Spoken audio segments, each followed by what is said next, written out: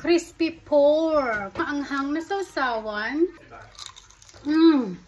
Pork crackling na malutong, malasa, masarap with masarap na sausawan. Tara dito sa aking kusina. Meron ako ditong pork belly at pakukuluan ko ito sa maraming tubig at lalagyan ko rin ng sangkatutak na asin kasing alat ng dagat or kasing alat ng relasyon nyo. Char. Maglalagay ako dito ng dahon ng laurel, maraming green chili, at maraming paminta. Mas maganda sana pamintang buo, pero okay na yung pamintang durog. Ang importante, magkakalasa ang aking pork belly. Hahayaan ko lang itong kumulo ng mga 30 minutes. And after 30 minutes na pagpapakulo ko dito sa aking pork belly, ay hahanguin ko na ito dahil isa-slice ko na. Hindi masyadong manipis at dapat hindi rin ganun kakapal. Sa mga panahong to na nag-i-slice nga ako nitong pork belly, ay naiisip ko na sana pala yung binili kong pork belly ay yung nakaslice na. Eh di sana nakatipid pa ako sa aking time at pare-pareho yung size nitong aking sliced pork belly. Pero dahil nandito na to, okay lang yan. Next time, bibili na lang ako ng nakaslice na. Anyways, after ko ngang maslice ang lahat ng aking pork belly, ay ilalagay ko muna ito sa freezer para manuyo. Siguro mga 30 minutes is enough. Pwede nyo rin itong ibilad or kapag kayo may air fryer, pwede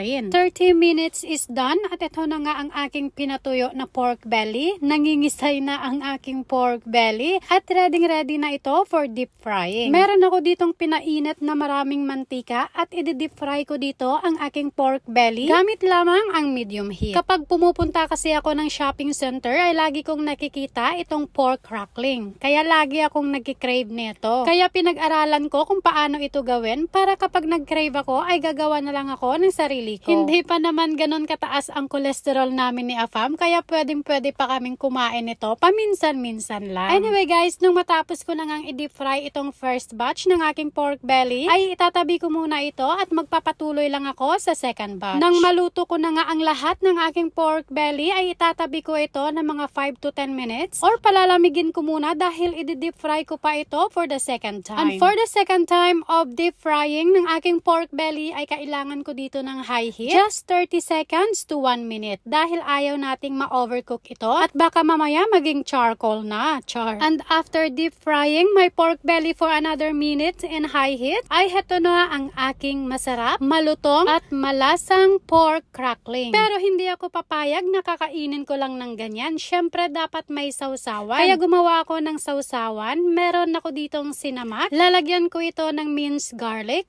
minced onion, salt, kunting asukal, at syempre hindi mawawala dapat ang maraming sili dahil gusto ko sa sauce ko ay manamis-namis, maasim-asim at maanghang. Heto na ang aking crispy pork crackling at ang aking masarap na sausawan na perfect talaga sa mainit na kanin. Pero bago ang lahat, pakinggan mo muna ito. Napakalutong, di ba? Kaya ano pa ang ginagawa mo? Kung mahilig ka rin sa pork crackling, gumawa ka na neto. Pero paalala lang, kapag mataas ang iyong cholesterol, dahan-dahan lang. Okay? Tara guys, kain tayo! And guys, thank you so much for watching. Have a nice night everyone. God bless you. Follow for more videos. Bye!